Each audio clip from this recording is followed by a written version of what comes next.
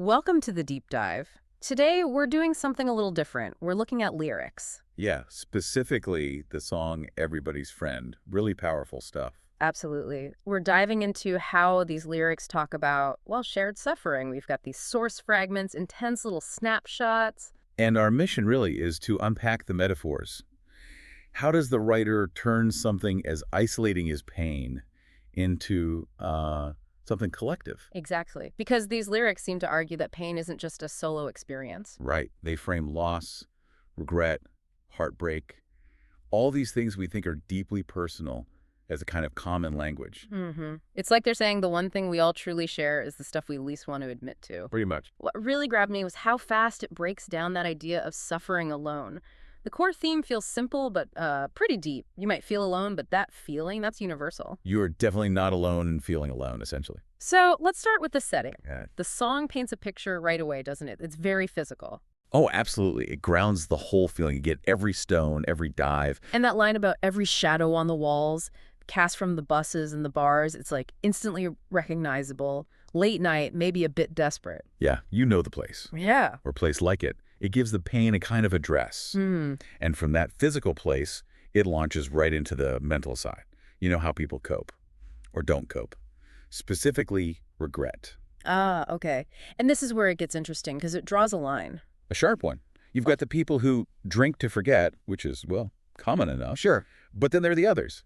The ones who drink to remember what they had, then let slip right through their fingertips. That's different. It's more tragic somehow. It's not just loss. It's loss because you messed up. Self-inflicted. Exactly. That let slip part is crucial. It's about personal failure. Okay, but wait. If the pain is tied so closely to personal failure, letting something slip, how does that immediately become something everyone shares? Doesn't that kind of undercut the communal idea? Well, that's the tension, isn't it? I think that's actually really smart writing. How so? The feeling of failure, the rawness of that regret, that's the universal part. Maybe your specific screw-up is unique. Right. Your story is yours. Yeah. But the ache of knowing you dropped the ball, that's the common ground. The lyrics are saying, look, your particular brand of regret might feel special, but regret itself. That's the entry fee to this club. Huh. So regret is like the personal tax on the universal experience of loss. Kind of, yeah. That's a good way to put it. So that gritty opening scene, the bus station, the bar, it's like validation. It says, yeah, we know you've been somewhere dark, wrestling with that awful I blew it feeling. Exactly. It's an immediate I see you, pulls the listener right in. And then it shifts slightly from the place to the emotional posture of it all. It's not just sadness. It feels like readiness. You mean that line, your chest high and knuckles wide. Yes. That's it. It's defensive, like you're bracing for another hit, expecting a fight. Yeah, it's a look you recognize. Someone who's been knocked down before and is just waiting. Totally. Yeah. And the writer jumps right on that shared recognition. Yeah. Yeah, we all know what it feels like. Yeah. It's not explaining, it's confirming. Like, you know this feeling in your body, right? That physical knowledge connects everyone. That's the solidarity right there. It's not just observation, it's saying, you're part of this. And then it gets even more direct. You ain't alone, buddy. And the speaker includes themselves. I ain't no stranger to the pain. It's not pity from afar. It's like a veteran telling a rookie, yeah, this is the front line. I've been here too. Okay, but then there's that twist about consequence. Even with all this solidarity, accountability seems to stay personal. Ah, the damn devil part. Yeah, the devil might write down your sins, but the pain, damn sure don't forget your name. What's that doing there? Well, I think it's a really powerful, almost theological point. The act, the sin, might be recorded somewhere impersonally. Like in a logbook. Right. But the feeling, the pain that results from it, that attaches itself to you. It knows who you are. So even if suffering is communal, the scar, the memory, that's yours alone. Essentially, yes. You share the battle, but you carry your own history, your own name through it. The pain knowing your name means you can't just disappear into the crowd, even if the crowd feels the same thing. Wow. That's complex. It unites us but doesn't let us off the hook personally. Exactly. Pain brings us together, but it reminds us who we were when we earned it. Okay, let's get into the big metaphors here. This is central to the deep dive. Loneliness first. It's not just emptiness, it's a place. Yeah, hell's way to R. And the R is for room. a waiting room. A waiting room, like for a bus or... Sort of, Okay. but it reframes loneliness completely. It's not this unique, permanent state that defines you. It's just like a transit lounge, a place where everybody's been. So it makes it temporary, less defining. Exactly. It strips away some of its power. It's just a stopover, not the final destination. Okay, that makes sense. And that leads into the really big one, heartbreak itself. Ah, yes. Heartbreak personified.